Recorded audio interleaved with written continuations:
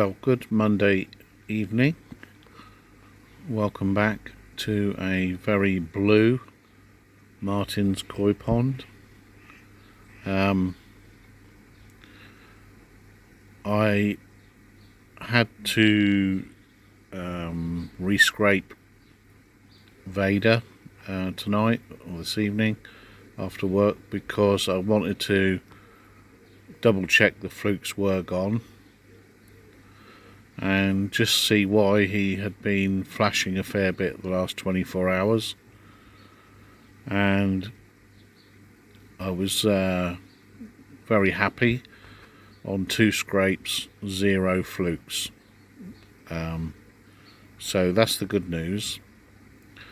The bad news was on both slides 10 to 15 trichodina, and possibly, and I only say possibly because I'm not 100% certain, possibly also a costia, but that would be only a single one.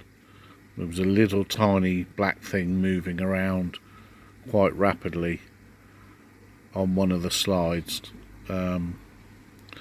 so possibly costia, but definitely trichodina. Now the treatment I have in stock is FMG, so I have dosed the pond with FMG. I'm going to give it 7 days with the FMG, then do some more scrapes and see if the trick has gone. If it hasn't, then I shall get some PP in and try that. But I haven't got any in at the minute, so treat with what you've got if it's a suitable med. So we'll just have to wait and see. Clunk jumped out again as soon as I put the net in to net Vader to scrape him. Clunk was out of the pond like a rat up a drain pipe. So I don't know what I'm going to do about this because he is clearly very highly strung, and he's covered in bruises and marks now from jumping out. And the annoying thing about that was he'd only just started feeding again today from when he jumped out last week. But I'm sitting watching the pond because putting in the FMG obviously turns the water blue, and I thought that would set him and Slim jumping again, but so far it hasn't. So the medicine hasn't upset them yet. Putting a net in briefly to catch one fish did upset, and I caught Vader very easily. It wasn't like I was chasing him around the pond with the net. So very frustrating with these grass carp. If they jump when I'm not here, they're not going to live basically. I've got the nets back up because I don't want the dog drinking out of the pond while it's got formalin and malachite green in. So the nets will stay up for a few days. So that's where we are, and hopefully I'll have better news in the next clip. Well, good Tuesday morning, welcome back. So I gave it some thought last night about these grass carp. 2 options really, or 3 options. One, I sit on my hands and do nothing and come home or out from the house one day and find them dead on the lawn, which isn't an option. But as I say, it is an option, but it isn't an option. Option 2, take them back to the shop, see if they'll take them back. Not an option I like because I really like the fish, but it is an option. And option 3, which is what I'm going to do, and that is net the pond. Net the pond so they can't jump out. Not the preferred option, because obviously I hate having a net over the pond, but I've invested money and time into these fish already. I really like them. Everyone who visits really likes them. So the only way I think to keep them safely is to net the pond. So that's kind of why this net is laying down at the minute. I just can't get an idea what it's going to be like, but you can't really get an idea, but I tried to. So I've ordered a 4 metre by 4 metre net, which is ample, big enough. Remember, my pond is 3 metres by 3 metres 30. So when that net comes, it's going to be strung across the whole pond. It's 1.5 inch mesh, which is what this fence is. I think 1.5 inch is not too big so that they jump and get their noses stuck in it, but big enough to allow me to have a good view of the pond, if you see what I mean. I could have gone 2 inch, but I was worried Slim, the smaller one, would get his head stuck through it if he jumped. So I've gone with 1.5 inch. Now I'm obviously just waiting for that to be delivered. So that's the update regarding the grass carp. Now, the trichodina, obviously the pond's not blue anymore. Doesn't take long for the dye from the malachite green to disappear. Now I've been watching, it's 11:15. I've been watching the pond on and off, been sat out here having my breakfast, cups of tea, since 9:15 this morning, and thus far no flashing and no jumping by any of the fish.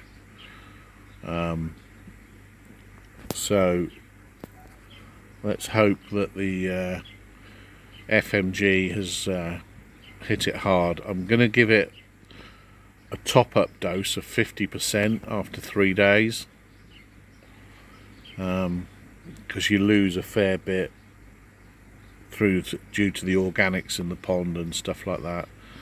So like I say, I'm going to give it a top-up dose in a couple of days' time, and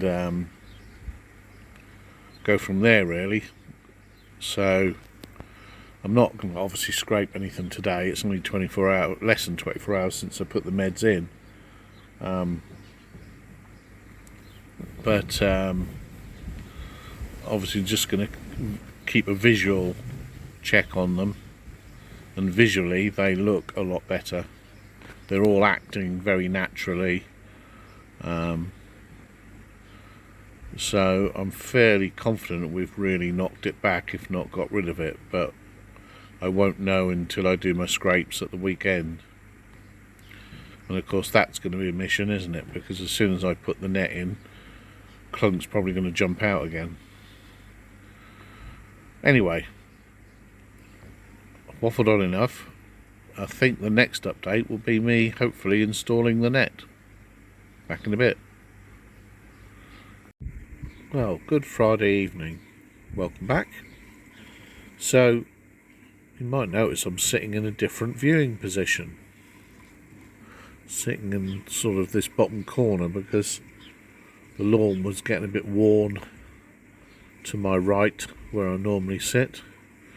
Now, as you can see, the fish are hanging around the feeder because they are ravenous. I changed the feeder, I think it was Wednesday.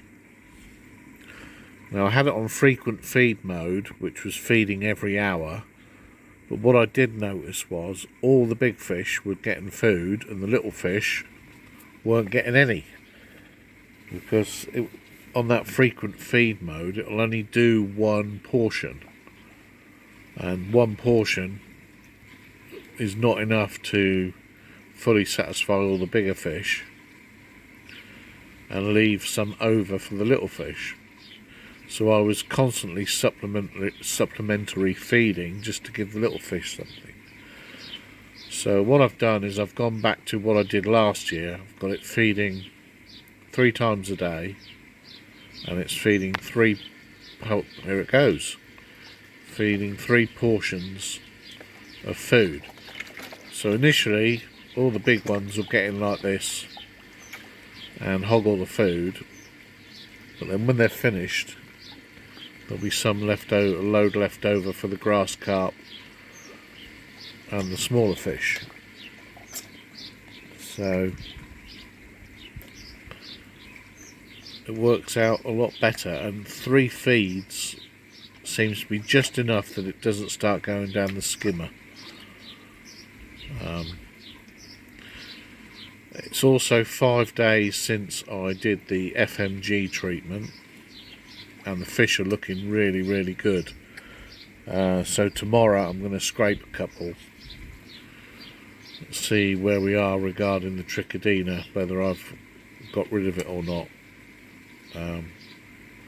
So that'll be tomorrow.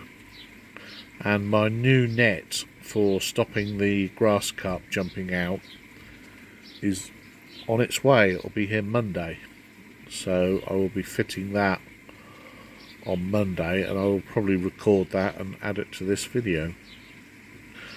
So catch you whenever is first out of those things I just mentioned. Well, good Saturday morning, and it's 5 days since I did the FMG treatment, formalin malachite green, for the trichodina. I know it's not the best treatment for trichodina, but it was what I had in the cupboard. And good news, I've had Vader out and I've had Claire out, and given them both a couple of scrapes, and absolutely nothing, no flukes, no trichodina, both are clear as a nut. So hopefully that's the parasites dealt with, and we can get on with enjoying the pond now. The anti-jump net for the big grass carp is due to be delivered Monday. Interestingly, he didn't jump out today when I was netting the other 2 fish, which was good. So on the next clip I'll probably be fitting the jump net. Right, so I've got tentative permission to raise the pond. I actually wanted to dig it deeper, but she won't have that because of how difficult it was to dig. So what I'm thinking of doing is using railway sleepers, or what they call them, sleepers, and raising it by 50 centimetres or 500 mil, which is roughly level with the top of the dragon. And it would change my water content from 9,000 litres to 14,850 litres, because as well as raise it 500 mil, these corners will come out and be squared off, so I will gain space there as well. Also, I want to have a proper bottom drain and have my pump out of the pond, so there's nothing in the pond. The skimmer will go as well, and I'll have an in-wall skimmer. So that's the plan. Not this year, hopefully next year. And Adam, I need your woodworking skills if I'm going to do this. Well, good Monday afternoon. Welcome back. And pulled a couple of the ornaments off. I've got the new net, here it is, laid out on the floor. 4 meters by 4 meters. Bit bigger than I really need, but I'd rather have too much than not have enough. So I'm now going to take the dog stroke heron fence down, which goes around the outside, and move all these ornaments off the side and get it fitted. And then when it's fitted, I'll get back to you. Well, welcome back to a fully netted Martin's koi pond.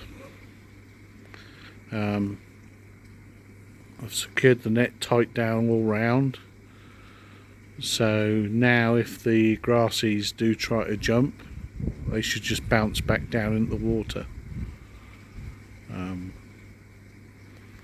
Obviously if I have to scrape anything, it's going to be a pain in the neck, but I'll cross that bridge when it comes. But at the minute she's fully netted. Now I've turned the air off. The reason behind that is I don't particularly need it with the Nexus. I've got tons of air going in the Nexus, plus I've got the return bubbling away over there from the Nexus as well. So the reason I turned the air off was the combination of all the bubbles off the air and the net meant you couldn't see the fish very well, but by turning the air off you can see them pretty well. And I'm sure I'll get used to it and probably hardly notice it after a couple of days.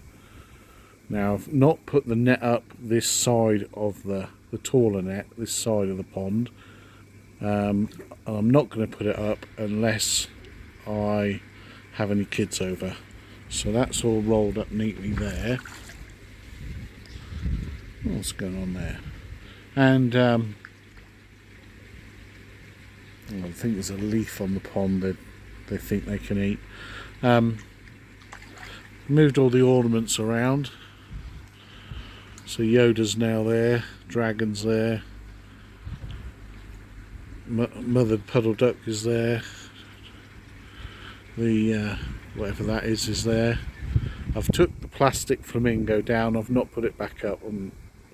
Not plastic flamingo, plastic heron. And I've put the pergola thing there. I think that looks alright there. So that'll be it for this week. Can't think what else to say. Catch you in the next one.